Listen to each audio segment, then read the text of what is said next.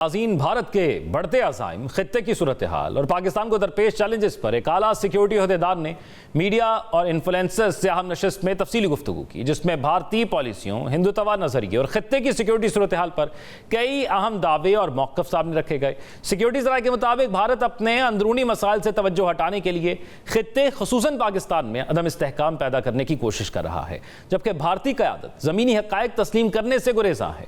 इजलास में मौक़िफ़ इख्तियार किया गया कि हिंदुत्व नजरिया भारत के सेकुलर तशख्खुस को मुतासर कर चुका है और मजहबी शिद्दत पसंदी, बढ़ती अदम बर्दाश्त और दाखिली तकसीम भारतीय रियासत के लिए बड़े चैलेंज बन चुके हैं। सिक्योरिटी ज़राए ने कहा कि अखंड भारत का तस्वर तौसी पसंदाना अज़ाइम की अक्कासी करता है, जबकि शाइनिंग इंडिया का नारा ज़मीनी हक़ाइक़ से मुताबिकत नहीं रखता।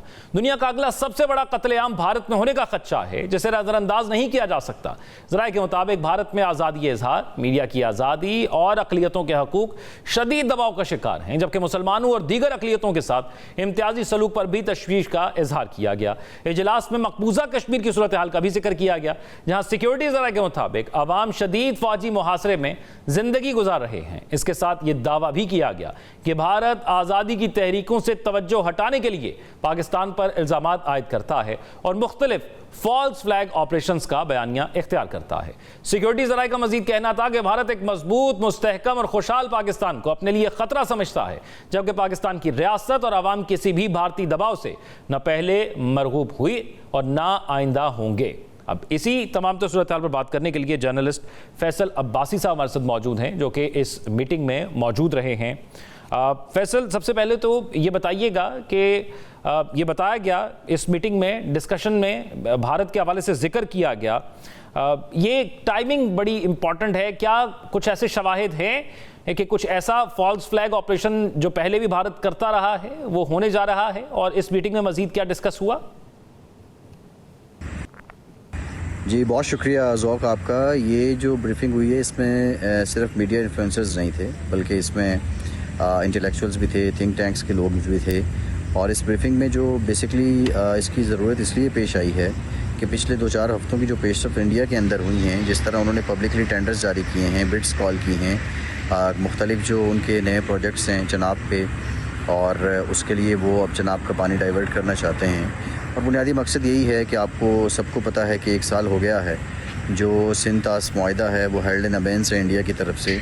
और इस ब्रीफिंग में ये बताया गया है कि पाकिस्तान को कोर्ट ऑफ आर्बिट्रेशन में, पाकिस्तान को ना सिर्फ कोर्ट ऑफ आर्बिट्रेशन में बल्कि जितने दीगर आलमी फोरम्स हैं पाकिस्तान के मौक़िफ़ की वो तायद कर रहे हैं। हालिया जो इस्लामाबाद में जो इंडस वाटर ट्रीटी सेमिनार हुआ है उसका रेफरेंस भी दिया गया है, और उसमें भी जिस तरह सबसे अहम बात है कि चीनी और रूसी जो एक्सपर्ट्स हैं उन्होंने भी पाकिस्तान के मौक़िफ़ की तायद की है। तो एक की जो भारत के अज़ाइम हैं, जो भारत दुनिया में अखलाक़ियात की और आलमी क़वानीन की धज्जियाँ उड़ा रहा है, उस बारे बताया गया है। दूसरा, ये सबसे अहम नुक्ता था इस सारी ब्रीफिंग का कि भारत क्यों पाकिस्तान के ख़त में मुब्तला है, why India is obsessed with Pakistan, ये एक बुनियादी नुक्ता था। और फिर उसकी एक बुनियादी रीज़न जो बताई गई है वो यही है कि भारत एक मुकम्मल तौर पर नापायदार और एक फेल स्टेट है।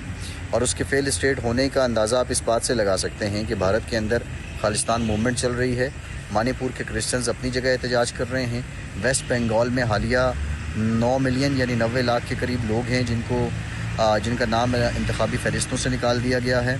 और फिर इसी तरह मकबूजा कश्मीर के जो हालात हैं उस बारे बताया गया है कि 84 लाख मकबूजा वादी में लोग रहते हैं और 9 लाख वहाँ पे भारतीय सिक्योरिटी फोर्सेस के लोग हैं। और ये जो लोग हैं, अगर इसका तनासुब निकाला जाए और मकबूजा कश्मीर में रहने वालों की सेहत की सहूलियात की बात करें तो एक शख्स के लिए एक डॉक्टर जो है वो 1160 लोगों के लिए है, जबकि वहाँ पे भारत ने, नरेंद्र मोदी ने 7 लोगों पे पहरे के लिए एक फ़ौजी लगाया हुआ है।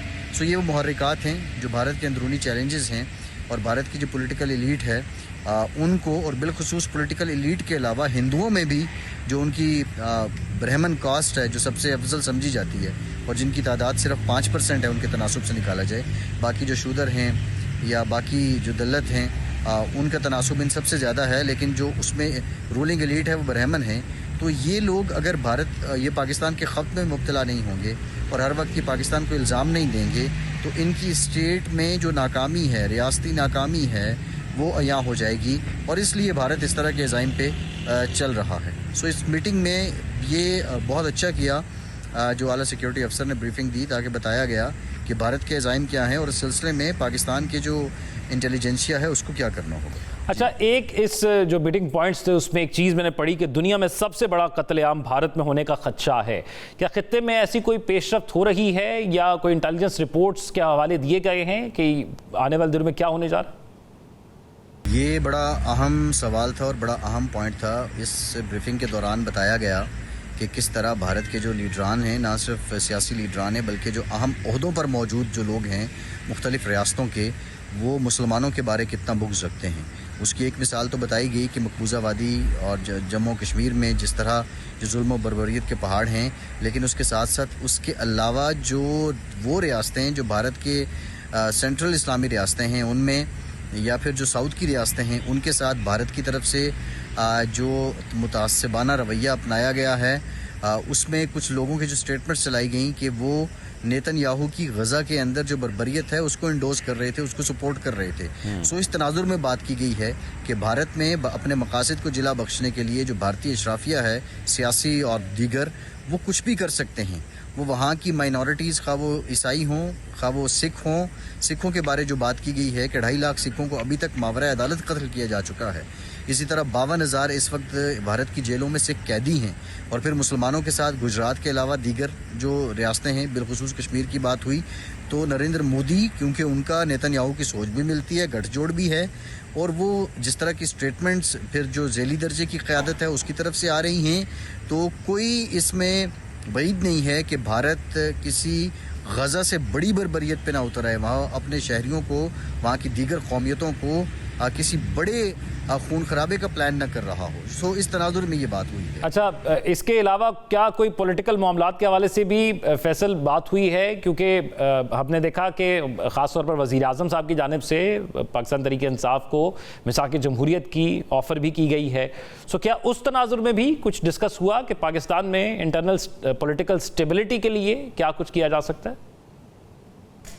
ज़ौक़, देखिए, मैंने जितना हिस्सा ब्रीफिंग का अटेंड किया है, क्योंकि उसके बाद अपने प्रोग्राम की रिकॉर्डिंग के सिलसिले में मुझे जल्दी निकलना पड़ा। अब मैं तकरीबन मैंने 2.25 घंटे की मीटिंग ब्रीफिंग अटेंड की है। उस दौरान तो ये गुफ्तगू पाकिस्तान की सियासत से मुतालिक नहीं हुई, ये सिर्फ भारत स्पेसिफिक की थी।